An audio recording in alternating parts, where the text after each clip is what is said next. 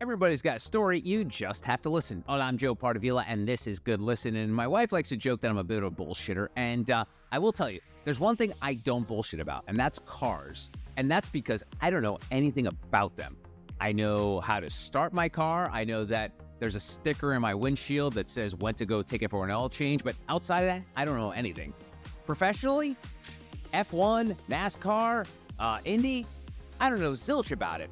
But I do know that it's very popular, and I've always wondered what it's like to be a professional race car driver. So today, I've got Robby Foley on the podcast today. He's also from New Jersey, but somehow he became a pro race car driver. When I was going to high school in Jersey, no one even watched NASCAR, but apparently Robby fell in love with it, and he made a living out of it. So he's here to tell us how it all went down. All right, joining me in the podcast is Robby Foley. Robby, welcome to Good Listen. How are you? I'm good. Thanks for having me. Oh, you're welcome. And so I feel like in this world, Robby, there are two types of men, car guys and non-car guys. And in this conversation, we are going to be well represented. You are a car guy, obviously, and I am not. I know nothing about cars other than how to start it, make sure I get the oil change whenever that sticker says I need to go do it. But I want to talk about how you fell in love with cars, because I don't know if it's like a familiar thing in DNA. My dad wasn't a car guy, so I didn't become a car guy. Did you follow anyone's footsteps in your families? Like, how did you fall in love with the motor vehicle? Yeah, for sure. I caught the bug or passion, as you say, through my dad, who was always kind of a car nut or involved in motorsport in some way, even at just a very low hobby level. So my earliest memories in life are being 4 or 5 years old in the garage with him as he would tune on his cars. Growing up, he did what's called SCCA autocrossing. So not racing on a track, but they would basically set up a track in a parking lot with like cones, and it's a time trial type of thing. So I was always around cars, around the noise, the smell of racing fuel. It's just kind of like this infectious bug I caught from a very early age. Would always watch racing, all the big races on TV with him every weekend. And yeah, I guess without that kind of initial, that environment, I probably wouldn't have caught on to it. But definitely it's been my passion from an early age. And I'm always fascinated, Robby, by folks that find a passion at a young age and it continues through their adulthood. Because I just look at myself selfishly. And I was always influenced by movies, Robby. I don't know if you were during your whole car journey, but I remember watching The Karate Kid and signing up for karate lessons and then quitting like 2 weeks later. Or I saw the movie La Bamba and I wanted to play the guitar and I quit 2 weeks later. So like the idea of you being, I think you were 8 years old when you started go-karting. From 8 to like now, and now you're a fully grown adult male. So you've been doing it for a couple decades here. What were those early experiences like when you were a kid? Because like I said, when I was a kid trying something, if I didn't do it well, or if I didn't have the grit and tenacity to get to become better at it, I would just quit. But obviously you started at 8 and kept going. What was Robby the driver at 8 years old like? Yeah, I think just a kid that was trying to have fun initially. Starting at an early age, we did it at a very low level. I joined my dad's autocrossing situation in a car, I think that we bought for like $400. So initially I was just trying to emulate the guys I saw on TV probably, and dreaming of one day racing. But at the time it was like a pipe dream, I guess. Like when you're a young kid, you want to be like an astronaut, firefighter, race car driver, all these things. So that was one of them. And I was kind of playing race car driver at the time. I had a huge passion for driving, just the pure feeling you get from taking like a vehicle of any kind, I guess, to the limit of what it's capable of is kind of like this rush that I've always really enjoyed, and honestly like where I live my life and am comfortable at.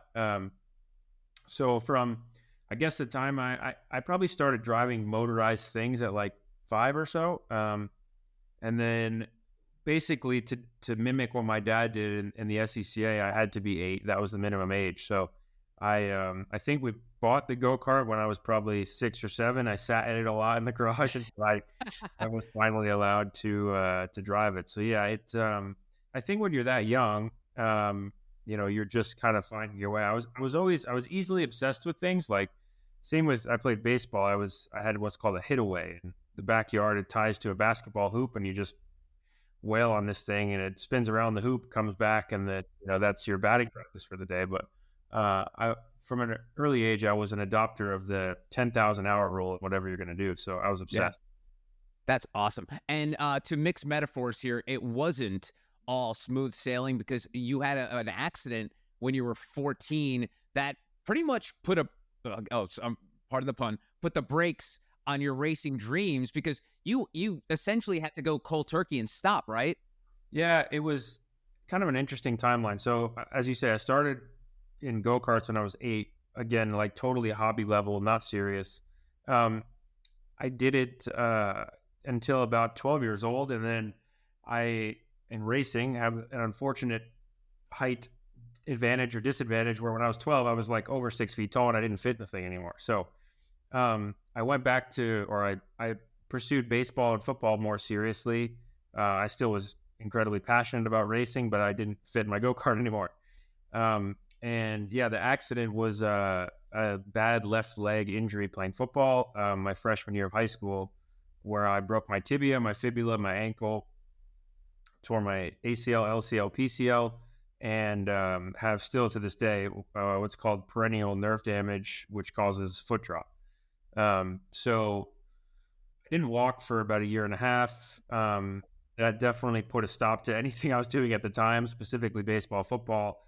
And in a weird way, I couldn't drive anything, cars, go-karts, whatever.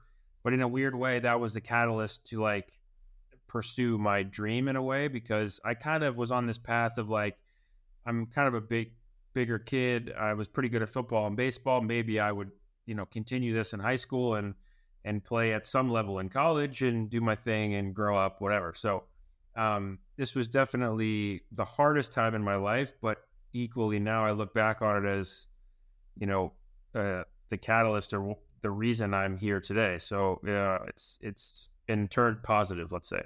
Wow, that's awesome. And so when you have this shift where you kind of given driving a rest, you're just doing other things you fell in love with, and then driving comes back into your life, what are the steps? Because again, another fascinating thing about folks that find this passion early on is, what do you do with it? Like, how do you make a living? Because we all, like anything, whether it was me being a musician, I was like, yeah, sure, I could learn how to play the guitar. That doesn't mean I'm going to make a living out of it. So tell me about that transition from being this passion/hobby to a career and earning money for it. Sure. Yeah. So I basically, when I was injured, I did two things. I played video games and I ate food. And I was crazy passionate about racing. I was watching racing still, whatever. Like that was, I was playing Forza Motorsport, Gran Turismo, this simulator called iRacing. And in this process, I basically made a deal with my dad, like, hey, when I get out of this crappy situation, when I can walk again or whatever, like I want to drive a car, a race car. So long story short, I made a deal with him. If I got straight A's in 2 marking periods in high school, I could go to a Skip Barber racing school, which is still around today. It's a different ownership group and a slightly different program and whatever. But back in that era, you could go to a 3-day racing school at Skip Barber for not too much money and get in a car. Because I had go-karting experience before that, they were silly enough to let me do it. And basically, just as I was starting to put weight on my leg and walk slightly, I was still on crutches, kind of. Wow. I went to this Skip Barber Racing School at Laguna Seca, which is near Pebble Beach in California, which is silly because I'm from New Jersey, but we like tied it into a family vacation to Yosemite, and that was my first experience. So I think at the time it was more like a graduation present of sorts from my 2 years from I was homeschooled, the whole thing, right? So it was kind of a big like back into the world situation, and that started the whole journey. And to your point, like with being a musician or doing something that's a lot of fun, you're passionate about, it's hard to earn money. My dad never pushed me to do this because he knew the realities of this sport, and the reality is it's very expensive to go car racing, and I didn't have the let's say family backing to continue doing this. So Right. he was very realistic in managing my expectations, I guess. But the school went well, and then from there, I kind of got my start through the SCCA and through Skip Barber. They had a racing series at the time, which was a great thing because it was very cheap for what it was, and then they would pay for your. Basically, you could win scholarships. So if you did well, or if you won that specific series, they would pay for your next level. So I Wow. probably inherited 500-600 grand in scholarship to keep racing. That's what funded my early career. Wow, that's so cool. Going back to that Skip Barber school, I'm trying to like picture it. Like, is it just like a bunch of little kids getting into race cars? Like, what's it all about? Like, tell me how that works. Yeah, so mostly it's there's some younger people, but to be honest, it's more like um, kind of middle-aged professionals that had always dreamed of racing and now they could afford it or they could have some fun. And they really start people from zero. Like, you've never driven a race car, you want to go to a school, they'll put you on this course. So in a lot of ways I was ahead of the curve because I already knew. Yeah, again, I was obsessed. I've been watching racing forever. We have these things called flags at corner stations. Like, so you go into a corner on the track and there's a marshal there in basically like a hut, like a gazebo that is there for information. So if there's a crash or a car spun, they throw a yellow flag. Um, there's different flags for information. I already knew all those. I I was ahead of the curve, right? So it was very easy for me to excel in that class because these other drivers in this school were basically brand new, had zero experience. So it's a 3-day school. You start out by doing really basic stuff. You don't even go on the racetrack till like day 2 or 3. But it's basically a crash course, for lack of a better term, on how to try to race cars. Wow, that sounds like a lot of fun. And I'm sure, like as a kid, I wonder, were you self-aware enough to the fact, like, wait, why are all these old dudes here? I thought that Yeah. was it a weird environment to be in? Um, not. I kind of knew what to expect going Yeah. in. And it's it's really at the time it was the best path or the only path to go. And the school was in a Mazda MX-5 Miata, basically, that was race prepared. The car was really fun to drive, not too fast, but fast enough to learn. Um, and yeah, like it was a manual transmission.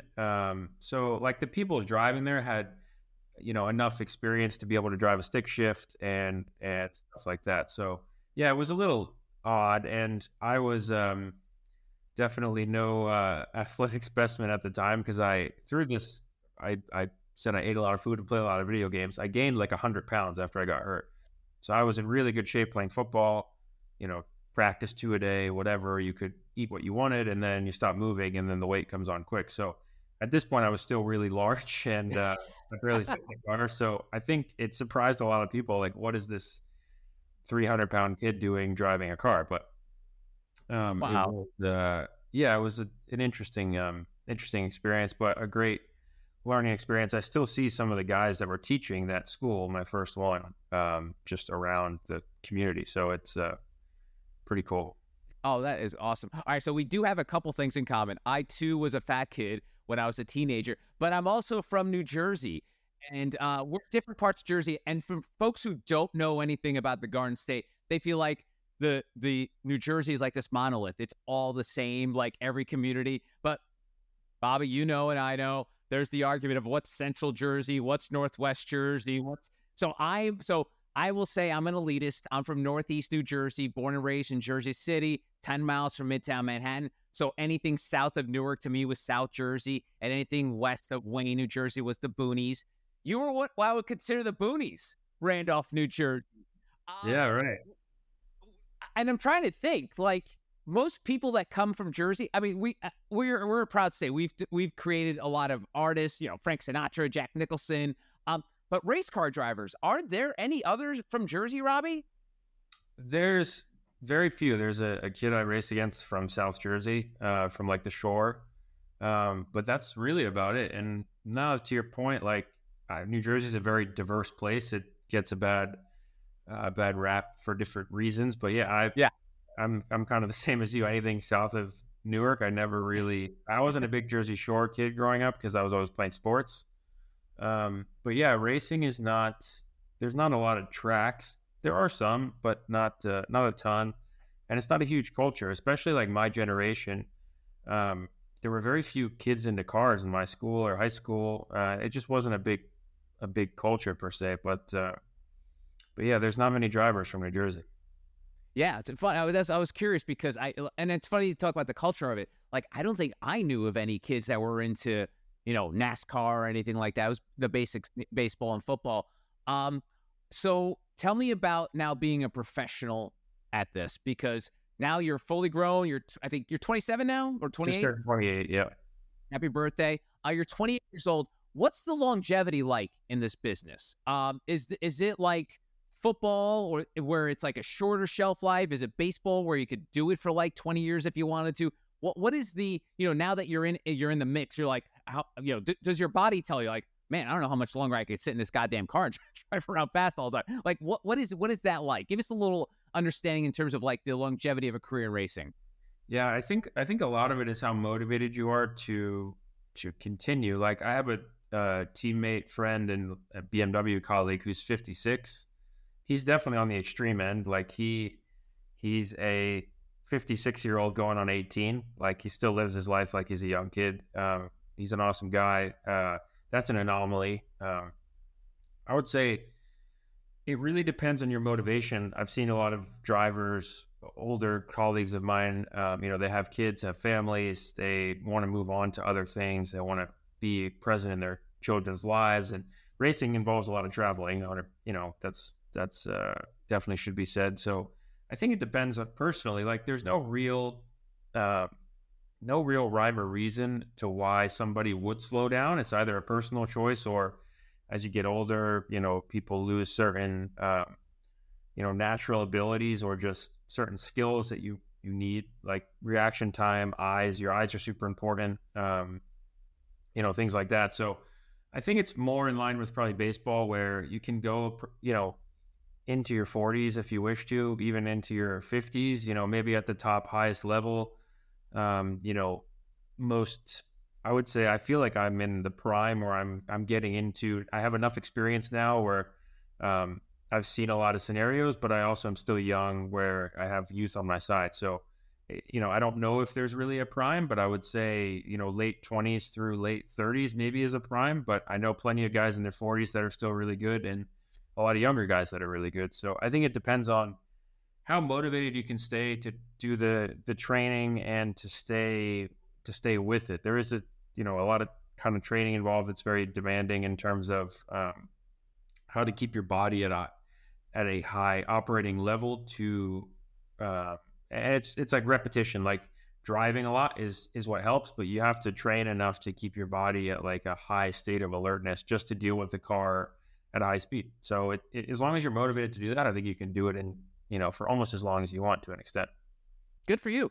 So as you can tell, not a race fan expert, and don't know much about it. I mean, I'm like your regular lay fan, knows the Indy, knows Daytona. From what I understand, you are from that world of racing that's called endurance racing, right? Where you're not just doing a few laps. It's a long. You're in that car for a long freaking time. So tell, for the non-initiated like myself who might be listening to this, what is endurance racing all about? Yep. So as you say, I would say there's three major kinds of racing or leagues that the casual observer would understand or know about off the top of their head. Formula One is one of them, NASCAR, maybe IndyCar, and then there's endurance sports car racing, which is what I do.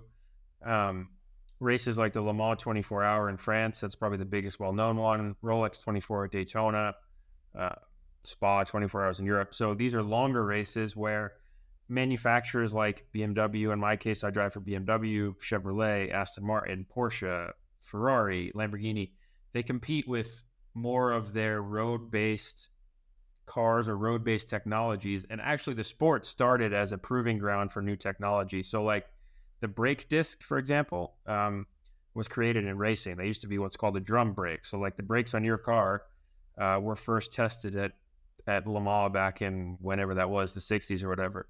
Wow. Hybrid technology was actually developed, largely in racing, the innovations that have happened recently. It used to be like it is still is, or it was a proving ground for innovation for different car manufacturers to compete against each other and prove their concepts. So how to do that? Race a car for really long, go faster than everybody else, be more reliable than everybody else. So that's kind of how the sport started. Kind of post World War II, it became a big thing.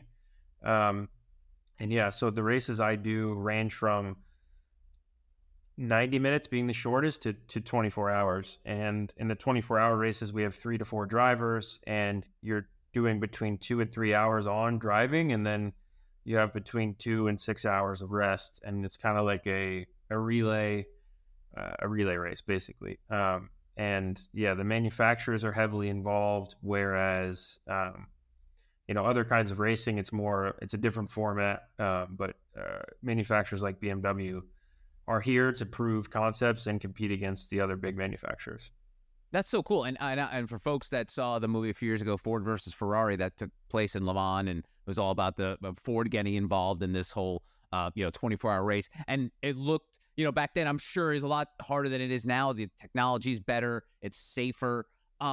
So what's it like driving in a car for so many hours in a race? Because I know a lot of people listening to this, oh yeah, I know what it's like to go on a 2-hour road trip to Disney. But the idea of racing and being incredibly engaged and having to worry about people hitting you off the road, although that could probably happen in Florida too. But like, what's your mindset of driving for that length of time? Yeah, it's taxing. As you do it more, you get more used to the tolls it takes on your body and stuff. But I guess back in the day, cars were much less reliable, so you couldn't push them as hard, and there was a skill set in making the equipment last. There still is a little bit, but you wouldn't drive the car at 100% as fast as it could go all the time. You'd have to, manage your gear shifts and take care of the transmission, take care of the brakes. Now, as time has gone on, the technology is so advanced, and we have so many miles on different components that you literally drive this thing as hard as humanly possible for the duration, and if you don't, you lose, basically. So now all these cars are so good that it's really a 24-hour sprint race, meaning just like when you're running, if you're running a long distance, you kind of have to save yourself a little bit. You can't sprint a marathon, although the best ones kind of do it. But Yeah, me too. Yeah, you back in the day, you used to really have to pace the car and not beat it up too much early on. Now you just drive as hard as you can the whole time, and that's much more physically demanding than the casual observer realizes, mainly due to what's called G forces. Same as when you're on a roller coaster, when you go upside down, or when you like have a really fast turn or acceleration, you feel this force of gravity on your body. We're feeling that just having to control the car the whole time. So silly things like neck strength is a really weird one.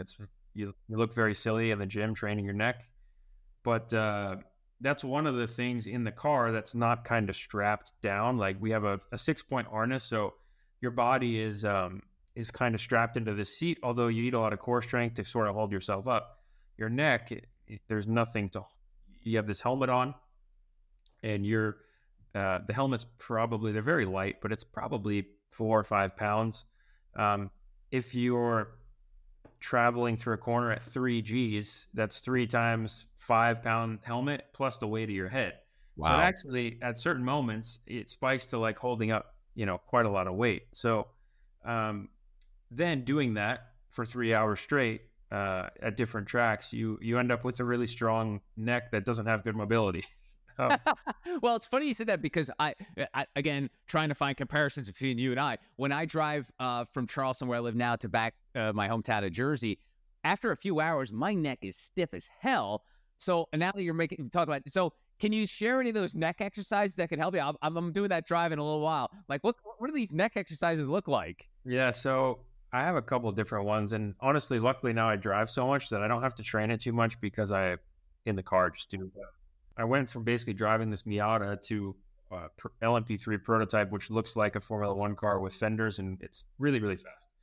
So I started with some ankle weights, and I would go on the end of my bed and just put them on my head and like literally do reps like stuff like that in every direction.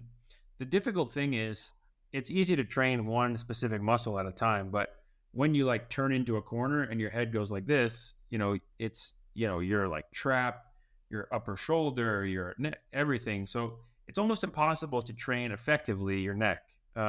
There's this thing called the iron neck, which is, you can look it up online. It's I don't have one personally. I've used one before, but it's like this apparatus you put on your head, and someone holds this cable system, and you rotate and turn your head. You could take a medicine ball, or not a medicine ball, like a yeah, I guess a medicine ball. Yeah, like a weighted ball. Yeah. Yeah, put it against the wall and just like push your head into it.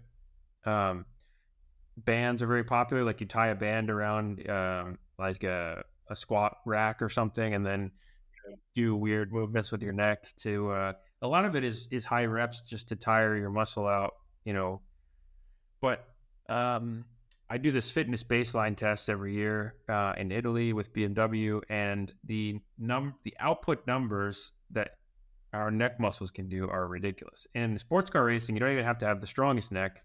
Things like Formula One and IndyCar, the neck is even more important. But I think this could be wrong, but I think we could lift like 40 kg with our neck or something silly, or like that's the output where they would measure it. So it's just a weird, you wouldn't think that necessarily. It's just a weird muscle group you have to train.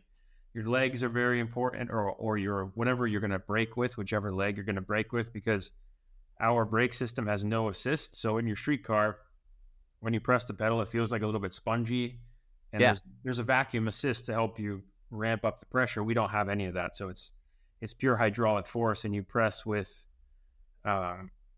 it's probably equal to 200-300 pounds if you're going to leg press, but you have gravity to help you in a way, so it's actually somewhat easier, because when you brake, your leg is like forced into the brake pedal. But still, so is your brake leg more jacked up than the other leg? Did you notice that? In some ways. So my braking foot or leg is the one that I injured, which is still, not as it was designed. Yeah, like if I occasionally I like brake with my right foot for fun, and it's definitely a weird muscle memory. I guess my right leg is probably stronger because it's healthy. Yeah. But in the way of braking and stuff, I'm used to dialing up that crazy high pressure with my left. So it's definitely odd. And it actually can if you drive for a long period of time, depending on how you're sitting in the car, like jack your like pelvis one way, because you're used to just like I left foot brake and stuff. So anyway, there's just these weird nuances of racing cars that most people don't know about. And I just looked up while you're speaking the iron neck. Yeah. Robbie, this is the most ridiculous thing I've ever seen. It's like this giant ring, and then people are like like they hang it from like their door, and they're pulling it from their door with their. Oh wow, so you don't want one of those for Christmas or anything? You're good. You don't need the iron neck. It's like a torture device. Yeah, it does look like. I think that the S&M community has not found out about this, because I think they probably would move a lot of product with them. All right, let me ask you about this. So luckily, you've won a bunch of races, champion a couple times. There's the videos that we all see, even if you're not a race fan, of people getting sprayed in the face with champagne. As you can tell, I've never been sprayed in the face with champagne. Robbie, what is that like? I guess the euphoria of winning probably overrides any discomfort, but what's it like getting sprayed in the face with high volume champagne? Yeah, it depends a lot on how big the bottle is and the kind of champagne. So when I started racing, I was under 21, and they give you sparkling apple juice, which does not spray very well. Recently, we had a race in Road America, Wisconsin, this past week that we won, and it's basically whoever can get to the bottle the quickest. Like, you kind of go through this podium ceremony for all the different sponsors. They give you different hats. You take pictures with the different hats, the trophy, the whole thing. And then there's like this moment right at the end where everybody knows what's happening. And like, I typically grab the bottle and like run forward so I can get away, and then do more of the spraying as opposed to being sprayed. The hardest part is if you just get nailed in the face with champagne. Like, champagne in your eyes is brutal, and it burns pretty bad. It's a good high quality problem, but the The bigger, like I guess you call it like a Jeroboam or like the really big ones, Yeah. those spray awesome.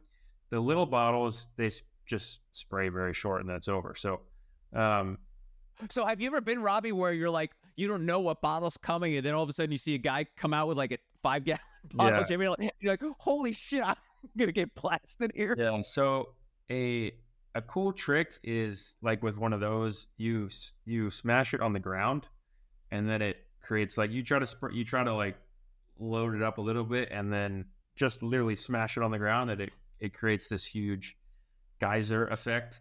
I have done that embarrassingly where I hit myself in the face with it, and that's pretty embarrassing. And then you can't see anything. I haven't. I've had some practice, but I haven't really quite perfected it. But yeah, there's also an art to spraying the champagne, but saving enough to drink a little bit at the end. So Sure. it's it's definitely an interesting part of the sport that was kind of created, I think, by an American guy, Dan Gurney, and it was definitely like very taboo at the time because the podium ceremony used to be like this formal thing. And Yeah. anyway, this American dude started spraying champagne, and it ruffled some feathers for sure. Why does that not surprise me that an American started this uncouth tradition? And now, of course, it makes total sense, Robbie. All right. So, for a lot of people, their only connection with racing is the movie Talladega Nights with Will Ferrell, which I'm sure you've seen multiple times. And it's a highly exaggerated world of racing. But is it weird sometimes, that world, because it's so insulated? It's mostly a lot of dudes in this world. Like, tell me about the weirdness of being a professional driver. Yeah, it's changing a lot. The sport, there's more it's more diverse than it ever has been. But yeah, it's a misunderstood industry and sport because it's very hard to relate to. Like you and I could grab a basketball, find a court in a town, and shoot a basketball, right? And we're not going to be as good as LeBron James or whoever, Steph Curry, but we'll get some idea about how difficult it is, and we can play the game very well, or we know the rules, we can play the game. In car racing, I can't put you in my BMW M4 GT3 and just say, here you go, like have fun. It's the car's too complicated to even start or get moving, and it's dangerous and all these things, which I think is part of the allure to the sport of the unknown and like the dreaminess behind it, especially like me as a young kid. I just wanted to know what the steering wheel looked like and how does it feel to sit in the car, and how do you get it going, and just all these things are just not really well known, which is part of the allure, but also a big problem with creating a new generation of fans, and things like that. So our sport is segregated in a way of like the casual observer really has no idea what it's like to race a car or drive a race car at the limit. They love it, they support it, but that's kind of part of the problem. When you're a young kid in high school or middle school, you kind of want to emulate people. I loved Derek Jeter when I was growing up as a Yankee fan. I would watch a Yankee game and then go play baseball, right? Like you kind of want to do those things and emulate those kind of people, and it's very difficult in racing. So as a driver, you do live in this weird world of like, it's a misunderstood society of like what you really do and how you do it. And it's definitely an amazing sport and something I'd love to do, but it's not all sunshines and rainbows all the time. But it's definitely a niche group. There's just many barriers to entry.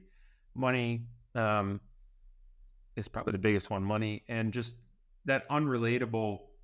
It's just very hard to relate to as a casual fan. Yeah. And you talked about G's earlier, going 3G or whatever. Like, how fast are you going in these cars? Like, what's maybe the highest you've been, or what's like an average? Yeah, it depends on the track. Top speeds at certain tracks will reach 200 miles an hour. But this is going to sound crazy, but the speed is not the most impressive part. Once you get used to that, it's very mundane. It's the way you can go from 200 miles an hour to 50, like how fast the car stops, and the cornering speeds that are really impressive. And again, the G's that it pulls and stuff like that. The acceleration is aggressive and fast, but if you bought a really high powered street car and floored it from a stoplight, it's not so different to our cars. The braking and the cornering and all of those forces and how fast the car is in the corners is the impressive part. And we also have a lot of what's called downforce. So if you think of a plane, the wings on a plane create lift and you fly. We have the exact opposite. The wings are upside down compared to a plane, and it pushes the car into the ground. So inherently, the more downforce you add to a car creates what's called drag, because these devices, wings and different things, have to go through the air. So there's a lot of tracks we run what's called a high downforce setup, and the top speed is very limited by the drag of the aerodynamic devices. So we can go a lot faster in the corners, but slower on the straight. So certain tracks will only reach 165 miles an hour, but the quickest way around the track is to set up the car with more downforce to be quicker in the corners. So our lap time is faster, but we're slower down the straight, if that makes sense. Oh, okay. And lastly, as we talked about at the top about the fact that you were introduced to racing by your dad and you fell in love with it, had a little hiccup, but then really wanted to make it your life's passion. Now, fast forwarding to you're 28 years old, is this what you imagined as a youngster when you went to that goofy racing camp with all those middle-aged guys? Is this what you envisioned your life would be? Is it better? Is it more complicated? Is it more dramatic? Like, what has it fulfilled your expectations as a kid who dreamt of being a driver? I think it's all of those things. I never imagined being here now. Like, the goal for any driver in sports car racing is to drive for a manufacturer and be what's called a factory driver. I am now that with BMW, which I never imagined. A lot of it is surreal. I still vividly can remember being on the other side of the fence. I see young kids that look like me when I was 5 or 6 on the other side of the fence. So it's totally exceeded my expectations, because I never really had expectations. I was pretty realistic about the whole thing. But equally, fortunately or unfortunately, like, you're never satisfied. And I used to hear this, in interviews from really successful drivers. Like, well, yeah, you've won a couple Indy 500s, you've won Formula One races, you've won championships. Like, you got to feel pretty comfortable, right? And no, you never do. Doesn't matter how successful, at least in my case, the way my brain works, my personality, you're always wanting more. And I think that's what keeps you motivated to stay relevant, to stay fast, to stay training. So it's like always this awkward balance of like really appreciating where you are and kind of looking back like, wow, I never imagined getting here. I'm really grateful and appreciative of the races I have done. But then, on the other shoulder is this never satisfied, self-motivated kind of personality that is hard to fulfill, right? So I think that's probably the case for any athlete. But it's definitely a dramatic and hectic, stressful world. But I've now been able to compete in all the races most of the races I should say that I've dreamed of. And it's definitely a humbling, surreal experience to look back and go, wow, I never thought I would make it here. That's for sure. So it's all of those things in one. That's awesome. Well, you are obviously the greatest driver ever produced by the state of New Jersey. So that's something you could hang your hat on. His name is Robby Foley. He is a BMW factory driver. Robby, thanks so much for the time. Really appreciate it. Yeah, thanks for having me. It's awesome. And that's going to do it for this episode of Good Listen. If you're watching on YouTube, please give us a big old thumbs up. It's a small gesture, but it really helps the channel. If you're listening on Apple, Spotify, or any other podcast platform, leave a 5-star review. I would greatly appreciate it. If you want to connect with me, you can check me out on Instagram, LinkedIn, or Twitter at Joe Pardavila, or on TikTok at J Pardavila. If you want to shoot me a note and tell me your story, you can email me, joepardavila@protonmail.com. Until next time, thanks for spending time with me. I will see you. Adios.